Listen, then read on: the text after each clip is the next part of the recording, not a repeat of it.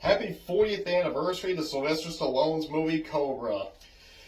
I remember when I first saw that film, I only caught bits and pieces of it. I caught the part where the night slasher and his goons ran that security guard, but I don't remember exactly when I saw the complete movie from beginning to end. But I have always been a fan of this film. I think it's one of Stallone's best movies. And I was so shocked when I found out it was panned by critics when it came out. I always saw 1 star, no stars, and them say only the car chase is the only good part. No, it's a great film. Oh, goodness. It's supposedly based off this book, but it's actually based off a screenplay that Stallone wrote for Beverly Hills Cop 2 whenever they refused to rewrite it as a serious movie because he did not want it to be a straight-on comedy. But some changes were made. And, well, this is a witness protection story where he has to protect Bridget Nielsen's character, I hope I said her last name right, from an army of psychos. Oh, boy. The movie starts off with Stallone telling us all these crimes and then how many of them are committed every day. He fires the bullet and then it shows the title Cobra with that beautiful red sky, the black silhouette, the guy on the motorcycle. We see all the villains at their lair doing the axe thing. We hear that really good music playing. We see those good shots on the motorcycle. And then the guy shows up at a grocery store, pulls out a shotgun, and starts blasting stuff. It's really silly, especially with the guy with the worker there with that bow tie following him. Oh, man. If he's not wearing a bow tie, then my memory is that bad. Well, the police show up. He lets one of the hostages go, but when the guy tries to make a run for it, he blasts the hostage. And, well, we see the Christmas stuff up, so we know that this movie takes place during Christmas time, but it sure as heck does not feel like one. It's too sunny. It definitely feels like a May movie, because that's when the movie came out. I would have just said, forget the Christmas stuff, let's just go ahead and make it a summer film. Well, after that, they call in Cobra, Stallone's character, the guy who comes in, you know, the guy who's all tough, all awesome, and all everything. He's got a gun that has a Cobra on it. He goes in there, he checks the surveillance monitors, which is a cool, smart idea to know where the guy's at. He goes in there, he checks around, gets a course beer, takes a sip, throws it, the guy shoots the can for some reason. He wants to bring in the TV. I don't know what he's going to tell them. He shoots the Pepsi display.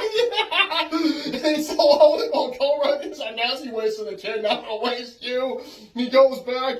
And he tries to negotiate him, but they just pull out a switchblade when the guy's got a bomb. He says he's going to blow the whole place up. He says probably one of his coolest lines in the film, going out shocking. Well, he throws the knife, gets the guy, but I keep hearing people criticize that the drop was dubbed in. I agree with that. He blows the bad guy away, but then they're acting like the bad guy was the innocent victim, but no, he wasn't. Cobra grabs that reporter, takes the hostage that was killing you, and says, "You tell that to his family." Man, I would have hit that reporter if I was Cobra in a fictional movie. Well, he goes home. After he deals with some hooligans, when he tears that guy's shirt, he reveals that Mike. I didn't even notice that until I watched the films with the commentary back in the early 2000s. Until I saw the director say that, I'm like, oh, I never even see that. I was more focused on the guy outside that little mic taped on. But he puts his newspaper in his grill. He opens up get the axe out. That's where his gun cleaning kit. He gets that pizza, cuts a slice out with some scissors, and it starts. Well, you see that Toys R Us Christmas commercial, which is pretty cool. I miss Toys R Us so much. Well, we then find out that the night slasher is killing all these innocent people. This woman gets off work at this diner. Her car gets surrounded. They use the axes, and the night slasher's got that cool design knife. I don't know what you call it, but it's really cool looking. He gets her with it. Now, I heard on Good Bad Flicks, when he was talking about the film, they, in order to avoid an X-rating, they had to do some editing, and this is why so many scenes had to be played in slow motion to avoid, excuse me, to avoid any gore and all that stuff. There's a few slow motion sequences in this, not too many, but this lets us know when the gore scenes were going to happen. Excuse me. Well, Cobra's telling them that they're dealing with an army of psychos, but this one guy, Detective Monte, the guy who, the jerk that's always arguing, who believes he's always right, he thinks there's only one killer. Now, I read on Wikipedia that in the original script, he was revealed to be the main villain, the true leader of the New World, is what this gang calls himself, but that was scrapped, and now he's just a stereotype who just is there for nothing, no more than a reason to give the main character a hard time when he's in the office. Well, another woman gets killed. But this time, there's a witness. Ingrid, this businesswoman model, drives by, sees the night slasher, and his girlfriend, Stalk, who is a cop, gets the license plate. Man, she's got a good memory for remembering this in that split second that she saw it. Well, they leave. She gets it up on the computer while no one's looking, while no one's watching. They find out where she is, and then at this scene, Detective Monte and Captain Sears meet with Cobra and his partner, Gonzalez, Tony Gonzalez, that is, to just go find them. We get treated in this music video with these robots where Bridget's modeling with them. There shows Cobra and his partner talking to people and trying to get whatever information, but nobody seems to know anything. Kind of makes that whole just a waste of time. Okay, well, Bridget's getting off work. Ingrid's getting off work. She's with this guy who wants her, but she's rejected. But then the night slasher and his goons show up. They kill that guy. They kill another guy. A security guard who saw that she forgot the bag shows up. He takes two shots. They run off. They get in the van. He takes more shots at the driver. They just smash right into him. And this is where I caught the movie at when I first saw it.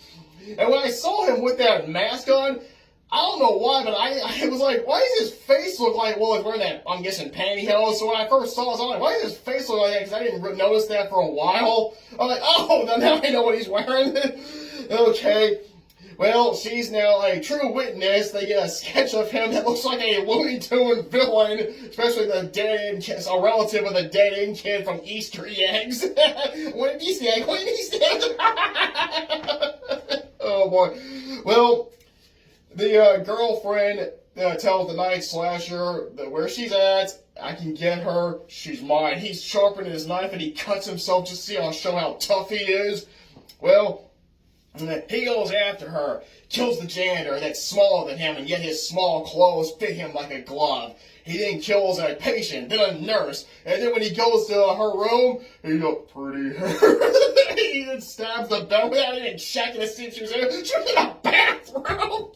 It's so funny. And Bridget's performance when she's scared is terrible. When she's being chased in the parking garage, she's like, "What? Leave me alone! What are you doing? Leave me alone!" It's awful when she's trying to play a terrified woman. It's funny.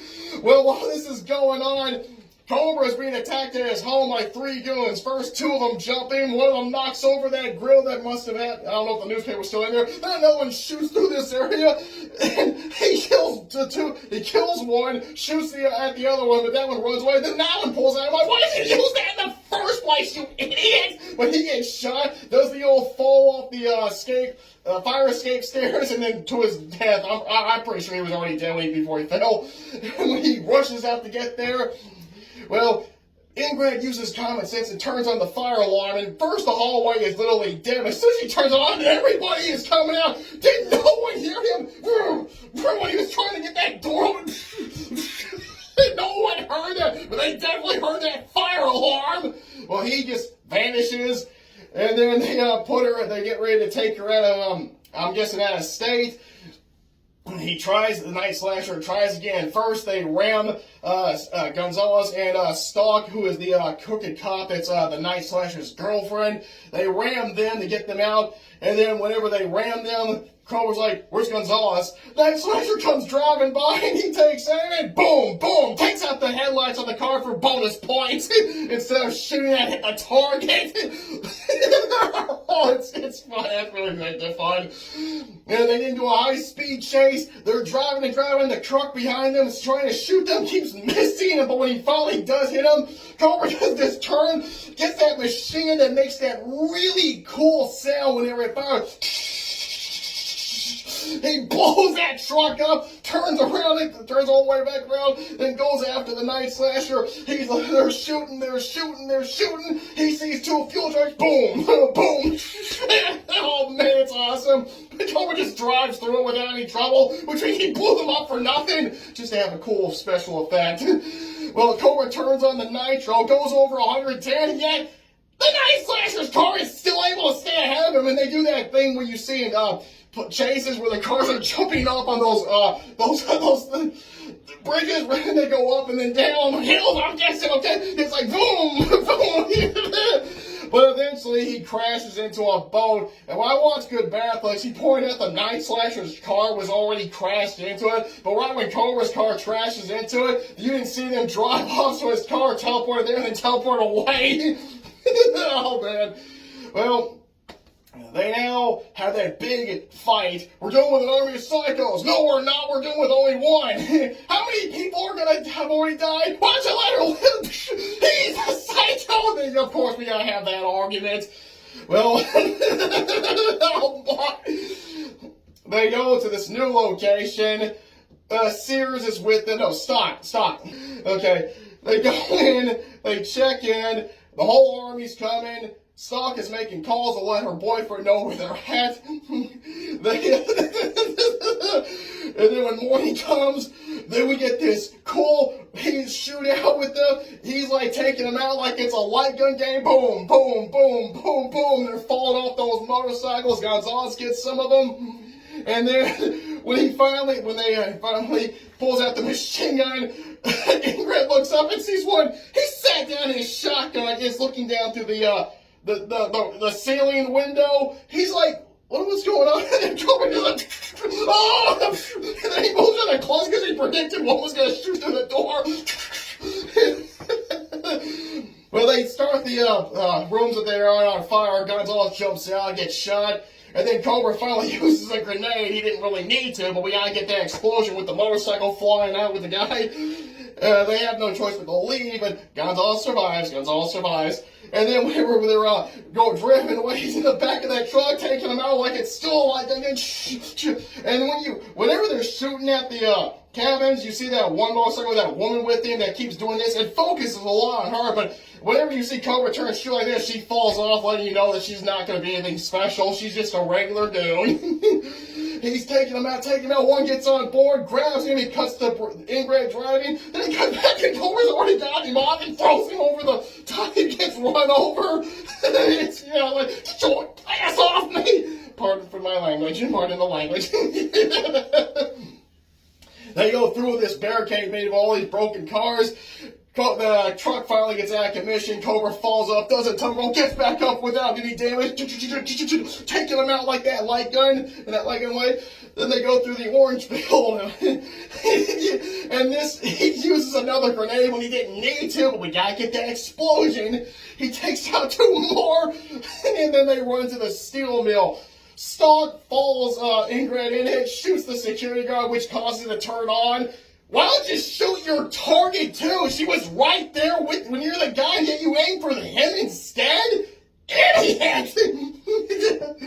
And then we get that moment of silence like in Rambo whenever he's stalking them, putting the grenade down, getting the laser scope of the machine gun. Seeing guys running where there's an area of fire, turning the bell. And then that third main villain, he has a rifle with a scope. I don't know what you call those guns. The Cobra's above, he's below, he's checking around, finally looks up, boom, hits a gasoline can by accident. Well, it should be barrel. It dumps all over him. And throughout the movie, Cobra's always got a match in his mouth, so he finally used it. You have the right to remain set.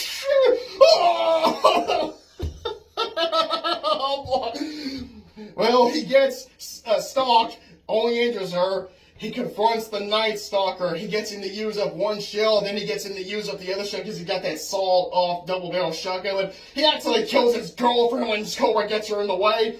Cobra grabs the chain. He's got the double-barrel shotgun and the knife. Cobra gets the double-barrel shotgun out of his hands. They go at it with that blade. Cobra gets him, pulls that gun out with the Cobra, and bam, bam, picks him up and lifts him up and impales him onto that hook. Because and then and he's going as he sees it, always he's heading to all that fire, and Cobra just stands there and watches, and then it real quick it shows him getting burned alive. This is my favorite Stallone fight, and out of all the kills that he's done, this one is my favorite. It's over the top, big time. And then, well, they're all dead. Happy ending. He's got to punch Monte for being a jerk because Monte is like, I'm sorry, but I would have handled things a little bit better.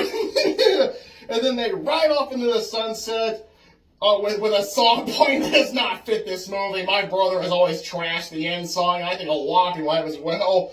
But in the end, Cobra's a great movie. It is a little short, and I'm hoping one day the director's cut gets released. The director's cut, I heard, is 2 hours and 10 minutes, and there's 41 minutes of the movie that's missing. I have learned that it does tell more information about who the characters are, including telling us who the heck the Night Stalker is and what his motive is, which is never brought up in the movie. His reason for doing this is we kill the weak so that the strong can survive. That's it.